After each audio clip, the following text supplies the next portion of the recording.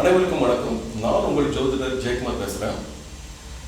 இப்பொழுது நவம்பர் மாதம் 2025 மேஷம் ராசிக்காரர்களுக்கு எப்படிப்பட்ட பலன்கள் கிடைக்கும் அப்படிங்கிறத இந்த பதிவில் நம்ம பார்க்க போகிறோம்.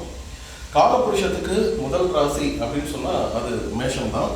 அந்த மேஷ ராசி அப்படின்னு பார்த்தீங்கன்னா படபடன்னு இருப்பாங்க, சுறுசுறுப்பாக இருப்பாங்க. எந்த ஒரு விஷயத்தையும் பார்த்தீங்கன்னா துருன்னு இந்த வேலையை செஞ்சு முடிக்கிற ஒரு ஆற்றல், அதே சமயம் கொஞ்சம் கோபமும் வரும். அப்படிங்கிறத ஒரு அன்புக்கு ரொம்ப கட்டுப்பட்டவர்கள் அப்படின்னு சொல்லலாம். ஸோ அப்படிப்பட்ட அமைப்பை பெற்ற இந்த மேஷராசிகளோட அதிபதி செவ்வாய் எங்கே இருக்கிறான்னு பார்த்தீங்கன்னா 8ஆம் இடத்துல போய் அமர்ந்திருக்கிறார். அதான் விருச்சிகம் ராசியில். ஸோ ஒரு ராசிநாதன் 8ஆம் இடத்துல மறையலாமா அப்படின்னா பொதுவாக பார்த்தீங்கன்னா மறையக்கூடாது. இருந்தாலும் அது நெகட்டிவான பிளானட் அப்படின்னு சொன்னது அது தீய கிரகம் அப்படின்னு செவ்வாய் சூரியன்லாம் சொல்லியிருக்காங்க. ஸோ அது 8ஆம் இடத்துல மறையலாம் அப்படின்னா மறையலாம் தான். ஆனால் ராசிநாதனே மறையலாமா, லக்னநாதனே மறையலாமா அப்படிங்கிறது ஒரு தவறு அப்படின்னு சொல்லலாம். இருந்தாலும் 1, 2, 3, 4, 5ஆம் இடத்து அதிபதி சூரியன் பார்த்தீங்கன்னா செவ்வாயோட இணைந்திருக்கிறார் எங்க 8ஆம் இடத்துல. ஸோ 5க்குரியவனோடு சேர்க்கை பெற்று இருக்கிறதுனால இது நல்ல ஒரு வலிமைத்தன்மை, ஒரு வலுவாக இருக்கு. எடுத்த செயல்களெல்லாம் வெற்றியோடு செய்கின்ற அமைப்பை பெற்று இருக்குது. 8ஆம் இடத்துல மறைந்திருந்தாலும் பரவாயில்ல, அதுக்கு கூட இருக்கிறவங்க பார்த்தீங்கன்னா 5ஆம் இடத்து அதிபதி சூரியன் அப்படின்னு சொல்லலாம். ஸோ இந்த காலகட்டத்தில் நீங்கள் எடுக்கக்கூடிய காரியங்கள், நிகழ்வுகள் எல்லாமே பார்த்தீங்கன்னா கொஞ்சம் சுறுசுறுப்பாக, ஆக்டிவாக, ஒரு ராஜதந்திரம் அப்படின்னு சொல்லிக்கலாம். அந்த மாதிரி ஒரு அமைப்பு. கொஞ்ச நாள் வெயிட் பண்ணி அந்த காரியத்தை மறுபடியும் ஸ்டார்ட் பண்ணலாம் அப்படிங்கிற மாதிரி ஒரு அமைப்பு. அரசாங்கங்கள்கிட்ட, அரசு காரியங்கள்கிட்ட நீங்கள் ஒரு அப்ளிகேஷன் கேட்டிருக்கிறீங்க, அதை ஒரு சுறுசுறுப்பாக இன்னைக்கு வாங்க நாளைக்கு வாங்க இழுத்தடிச்சாலும் அது எப்பாடுபட்டாவது அந்த காரியத்தை முடிச்சே தீரணும் அப்படிங்கிற ஒரு வல்லமையோடு செயல்பட போகிறீங்க இந்த காலகட்டத்தை பொறுத்த வரைக்கும் அப்படின்னு சொல்லலாம். ஸோ ராசிநாதன் 8ஆம் இடத்துல மாதிரி திடீர் அதிர்ஷ்ட வாய்ப்புகள் 5 மற்றும் 9, 5ஆம் இடத்து அதிபதி 8ஆம் இடத்துல இருக்கிறதுனால, ஸோ 5ஆம் இடத்து அதிபதி 8ஆம் இடத்துல இருக்கிறதுனால குழந்தைகளின் வளர்ச்சியில பெரிதும் அக்கறை வச்சுக்கணும், அவங்க ஹெல்த்ல கொஞ்சம் கவனமாக இருக்கணும் அப்படிங்கிறத சொல்லணும். சரிங்களா? அதே சமயம் 2ஆம் இடத்து அதிபதி அப்படின்னு சொல்லக்கூடிய சுக்கிர பகவான் எங்க இருக்கிறாருன்னு பார்த்தீங்கன்னா உங்களுக்கு சப்தம ஸ்தானத்துல 7ஆம் இடத்துல இருக்காருங்க. 7ஆம் இடத்துல இருந்து உங்களுடைய வீட்டையே பார்க்குறாரு. ஸோ திருமணம் சம்பந்தமான முயற்சிகள் பண்ணிட்டு இருக்கிறவங்களுக்கு இந்த காலகட்டத்தில் திருமணம் நடக்குங்க, நடைபெறுகிற வாய்ப்புகள், அந்த மாதிரி ஒரு அமைப்பு, சாத்தியக்கூறுகள் எல்லாமே நல்லாவே இருக்கு அப்படின்னு சொல்லலாம். ஸோ இந்த காலகட்டத்தில் உங்களுடைய தசாபுத்தி நல்லா மேட்சிங்காக இருந்துச்சுன்னா கண்டிப்பாக திருமணம் இந்த கார்த்திகை மாதத்துலேயே கூட நிச்சயம் இந்த மாதிரி ஒரு அமைப்பெல்லாம் கொஞ்சம் ஒரு சிலருக்கு வருது. அது மட்டும் இல்லை, இது 3ஆம் அதிபதி மற்றும் 6க்குரியனோடு 2ஆம் அதிபதி 5ஆம் இடத்து அதிபதியோடு, சரி 2ஆம் அதிபதி சுக்கிர பகவான் அப்படிங்கிறது 7ஆம் இடத்துல இருக்கிறாரு.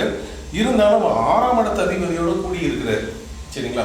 3 மற்றும் 6ஆம் இடத்து அதிபதியோடு கூடி இருக்கிறாரு. இதற்கு முன்பாக பார்த்தீங்கன்னா சுக்கிரன் நீச்சமா இருந்தாரு, புதன் சுக்கிரனோட வீட்டில் இருந்தாரு. அது நீச்ச பங்க ராஜ யோகம், பரிவர்த்தனை யோகம், இந்த மாதிரி இடம் கொஞ்சம் வந்துட்டு இருந்துச்சு. ஸோ இப்போ சுக்கிரன் பார்த்தீங்கன்னா இங்கே 4ஆம் தேதி வந்துடுறாரு.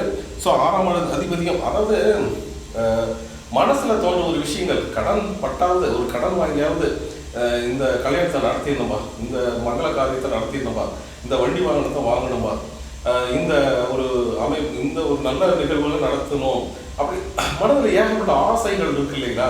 அதை அந்த 6ஆம் இடத்து அதிபதி உங்களுக்கு தீர்த்து வைக்கிறார். 6ஆம் இடம் புதன் மறைகிறது ஒன்றும் பிரச்சனை இல்லைங்க. புதன் மறைந்தாலும் நிறைய தனலாபத்தை கொடுப்பாரு.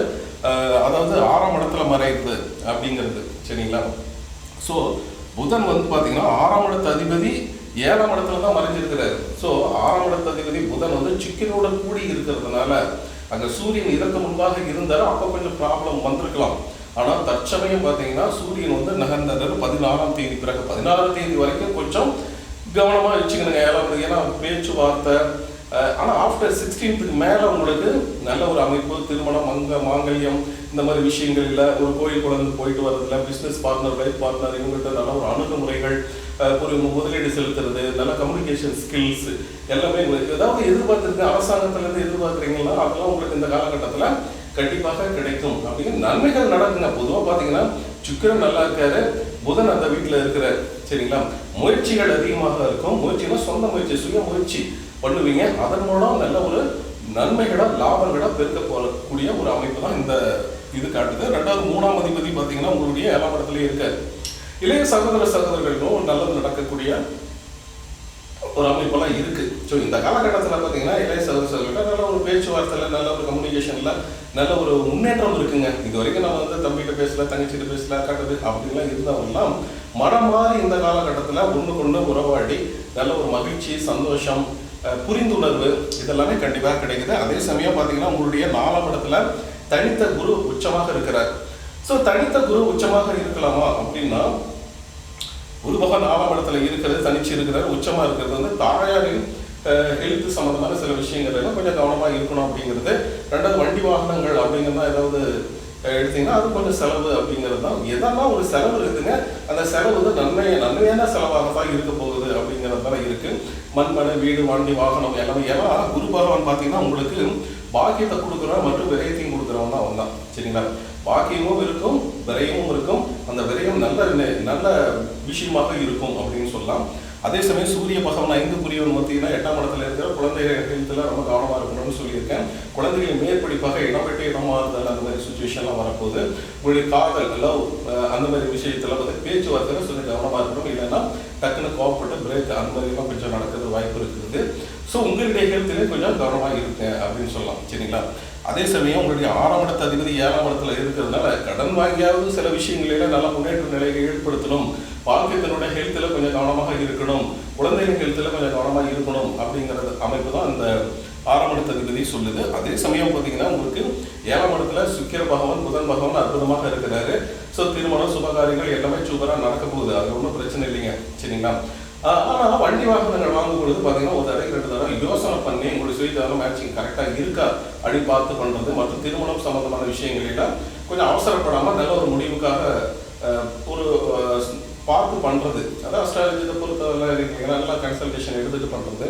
ஏன்னா தசாபுத்தி மேட்ச் பண்ணி பார்க்கணும். சரிங்களா? சும்மா பொருத்தம்னா நட்சத்திர பொருத்தம் 10க்கு 5 இருக்குது, 7 இருக்குது அப்படிங்கிறத விட கட்ட பொருத்தம் கரெக்டாக இருக்கா அப்படின்னு நீங்கள் பார்த்து பண்ணுறது சிறப்பாக இருக்கும். சரிங்களா? அதே சமயம் குருவின் பார்வை உங்களுக்கு 5ஆம் இடத்துல, அதாவது 8ஆம் இடத்து மேலே விழுறதுனால வெளியூர் வெளிநாட்டு கனவுகள்லாம் அற்புதமாக இருக்குங்க. ஏன்னா 9ஆம் இடத்துக்கு 9, 8 சம்மந்தப்படுது. ஸோ 4, அதாவது உங்களுக்கு 4 எடுக்கிறது பொன் பொருள் சேர்க்கைக்காக, ஒரு விஷயத்துக்காக, ஒரு காரியத்துக்காக, ஒரு வேலைக்காக, படிப்புக்காக அப்படின்னு சொல்லலாம். இதுக்காக வெளியூர் வெளிநாடு போகணும் அப்படின்னு நீங்கள் என்ன எண்ணிக்கொண்டு இருந்தால் அந்த காரியங்களும் இந்த காலகட்டத்தில் சிறப்பாகவே வருதும். அதே சமயம் 10ஆம் இடத்து மேலேயும் உங்களுடைய குருவை பார்வை பதிகிறதுனால என்ன ஆகுதுன்னு பார்த்தீங்கன்னா தொழில் வளர்ச்சி அப்படிங்கிறது சிறப்பாக இருக்கும். தொழில் மென்மேலும் உயரும். அது மட்டும் இல்லை, தொழிற்காரகனாகிய 10, 11 அதிபதி சனி பகவான் 12ஆம் இடத்துல இருக்கிற அதுவும் குரு பார்வையை வாங்குது. ஸோ 10ஆம் இடத்து மேலே குருவை பார்வை 5, 10 இதெல்லாமே குரு பார்வை வாங்குது. அதே சமயம் பார்த்தீங்கன்னா உங்களுக்கு 12ஆம் இடத்து மேலேயும் பார்வைகள் வாங்குது. இது என்ன அப்படின்னு பார்த்தீங்கன்னா 5ஆம் இடம் வந்து பதவி உயர்வு, முன்னேற்றங்க. 10ன்னா தொழில் நல்ல டெவலப்மெண்ட்டு. 12ஆம் இடம்னா பார்த்தீங்கன்னா கொஞ்சம் ஒரு வித சேஞ்சு, ஒரு ஆஃபீஸில் ஒர்க் பண்ணுற ஒரு டிரான்ஸ்ஃபர், திரும்பி இடமாற்றங்கள், வெளியூர், வெளிநாடு, வெளிமாநிலம் இந்த மாதிரி ஒரு அமைப்புகள்லாம் கண்டிப்பாக இருக்குது. செலவுகளும் கொஞ்சம் இருக்குது. ஏன்னா ஏழரை சனி தான். ஏழரை சனியில் இருந்தாலும் பார்த்தீங்கன்னா அது சுப செலவாக தான் நீங்கள் பண்ணிக்கிறது சிறப்பு. சரிங்களா? இது பார்த்தீங்கன்னா ஒரு இந்த நவம்பர் மாதத்தில் வாழ்க்கையில் அடுத்த கட்ட முயற்சி, அடுத்த கட்ட உயர்வை நோக்கி அடியெடுத்து வைக்கின்ற ஒரு அற்புதமான ஒரு காலகட்டமாகத்தான் மேஷ ராசிக்காரர்களை பொறுத்த வரைக்கும் இருக்குது. ஆனால் கோபத்தை கொஞ்சம் குறைச்சிங்க. 8ஆம் இடம்ங்கிறது வேலை செய்யறதுனால கணவன் மனைவியிலேயே கொஞ்சம் வாக்குவாதம் வராமல் பார்த்துங்க. சரிங்களா? இது பார்த்தீங்கன்னா ஒரு பொதுவான பலன்களை தான் நம்ம சொல்லியிருக்கோம். உங்களுடைய சுய ஜாதகத்தில் இருக்கிற கோள்கள், நிலைகள், தசாபுத்திகள் இதெல்லாம் வச்சு 100% ப்ரிடிக்ஷன் சொல்கிறாங்க. இதற்காக என்கிட்ட ஒரு கன்சல்டேஷன் ஜாதகம் பார்த்துன்னு விருப்பப்பட்டீங்கன்னா ஸ்க்ரீனில் இருக்கிற என்னோட வாட்ஸ்அப்பில் கான்டெக்ட் பண்ணி மெசேஜ் பண்ணுங்கள். அதுக்குரிய கட்டண விஷயத்துக்கு பார்த்துக்கலாம். நீங்கள் வினிவினர். சரிங்களா? ஓகே, பாய்.